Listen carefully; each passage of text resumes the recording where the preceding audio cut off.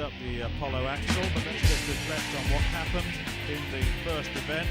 A little bit of an upset in a sense, as Jay Hughes managed to carry those lines very, very quickly the full distance to win that first event over the man, the defending champion, Glenn Ross. Let's see how they go in the second event. And there it is, the Apollo axle. Once again, Gary, a little bit of explanation. Yeah, this is a fixed axle bar. Starting weight is 147 kilo, around about 325 pounds.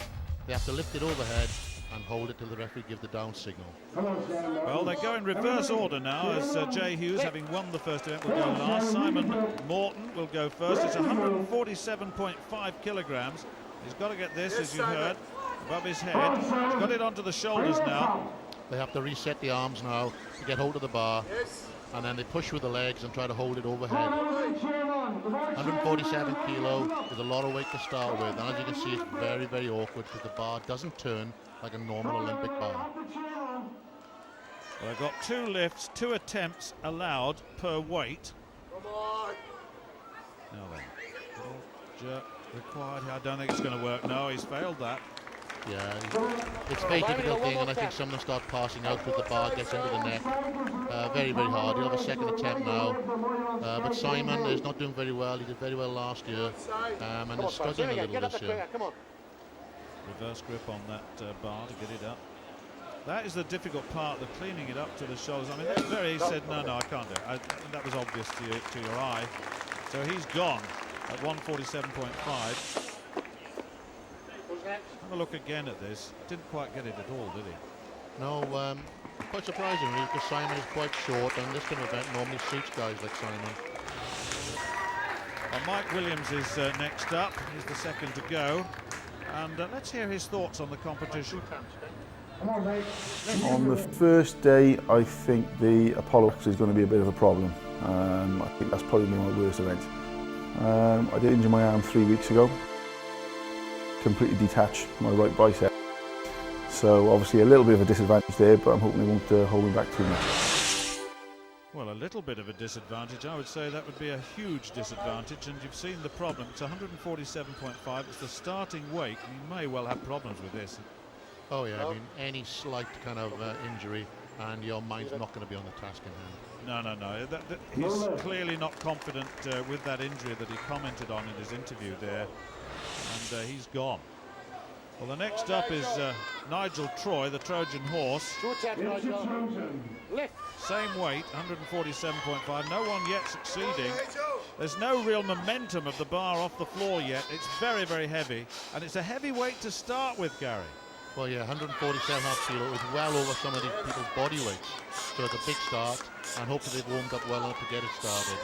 I think you've made a very important point there. They have to warm up well, and they'll get an opportunity. They've had an opportunity to do that. But if he can get it up onto his shoulders there, at least that's the first stage. Now then. Oh, no, so close. That's the best effort so far, though.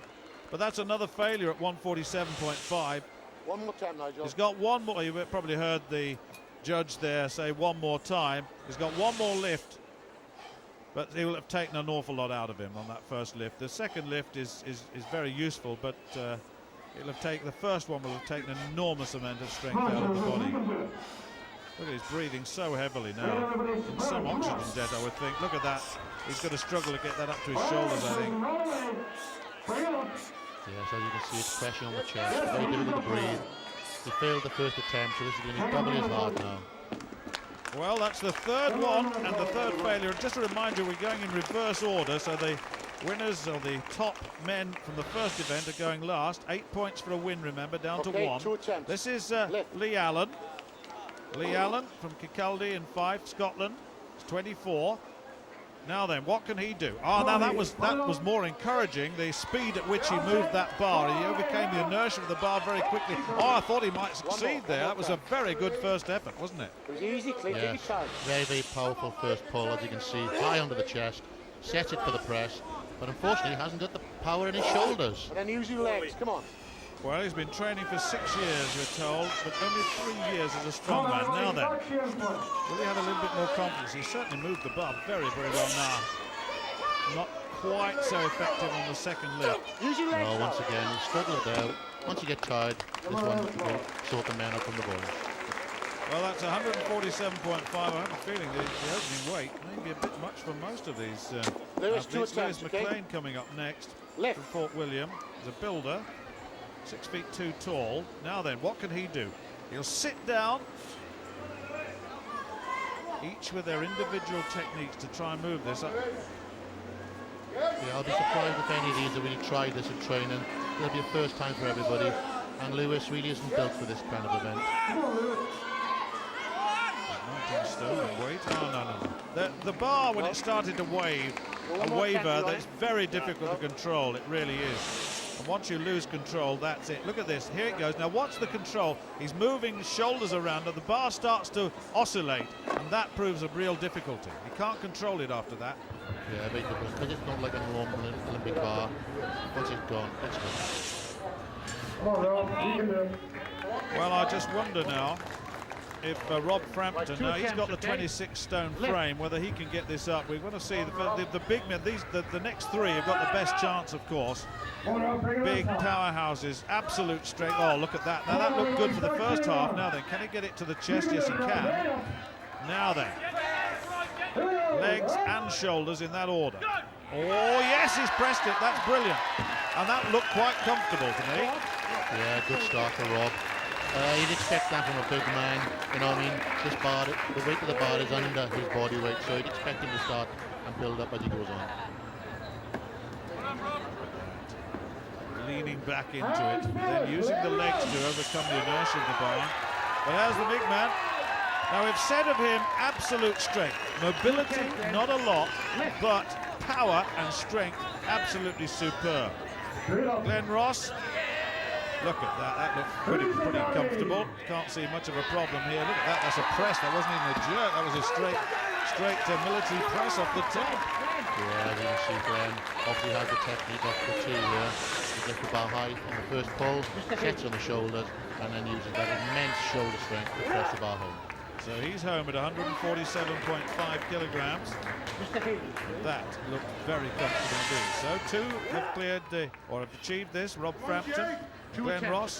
Jay Hughes, of course, won the first event. He got 8 points from that.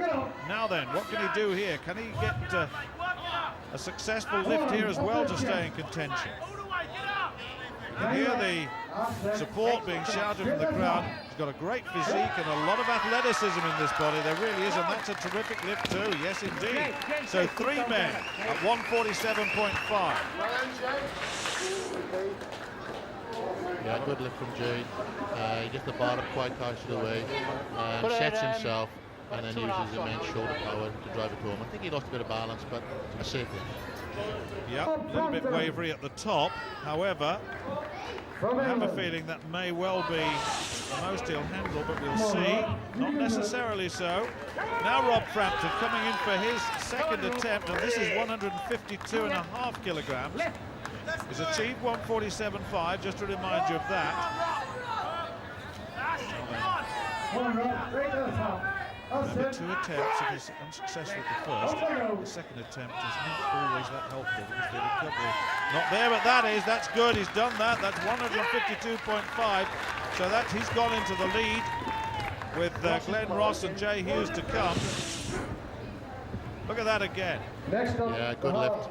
I'm expecting big things from Rob. This is his kind of event. Now then, Jay, what can you do here? Jay, 2 attempts in. Left. That's a good start from Jay. Gets the bar high. He's now going to get it up onto his chest. Leaning back. And that's good, isn't it? That's a very, very good start. Now then. This is the difficult bit.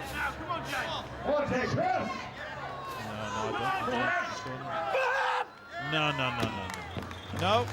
So Jay will have a 147.5 kilogram lift. He's failed at 152.5. He's got a second attempt, but I think on the evidence of the first, that will be very, very difficult indeed. Yeah, once you burned out on the first one, the energy's gone. It's doubly difficult. As you can see, he's breathing very hard.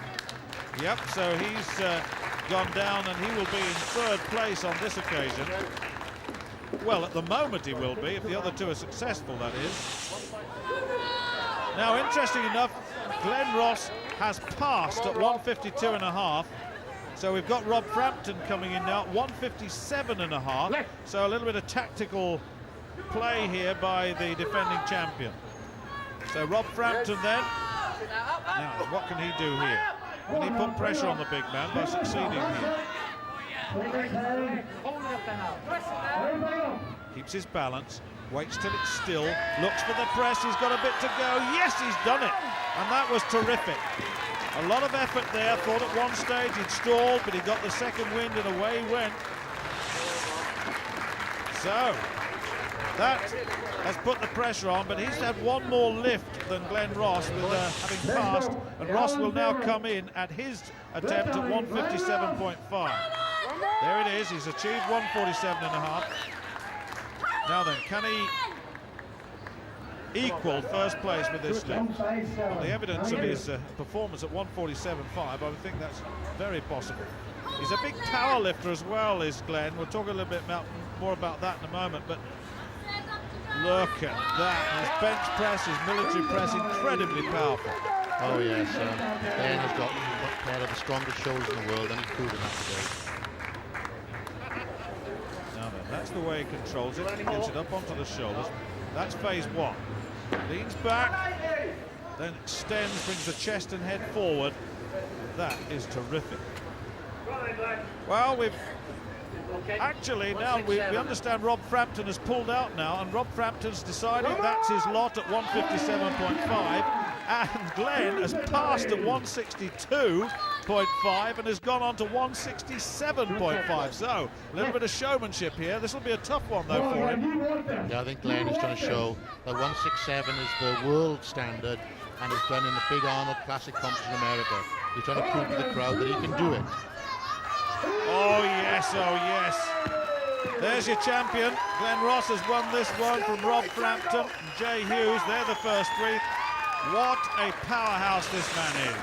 Let's just have another look at this. Sheer, unadulterated power.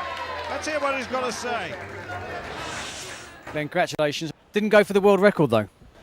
No, I was hoping big Rob Frampton might push me a wee bit to maybe go for that, but at the end of the day, we went for the Arnold weight, which is 167.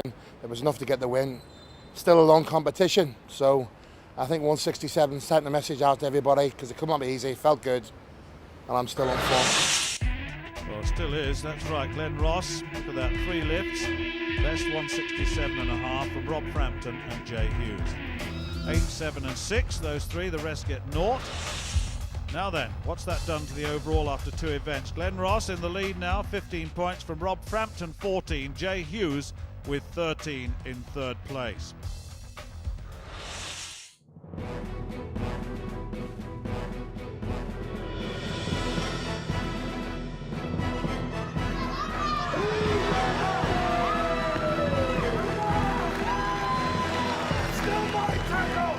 Glenn Ross then leading after 2 events. Next up will be the Swingle Tree. We're going to take a break. Join us shortly.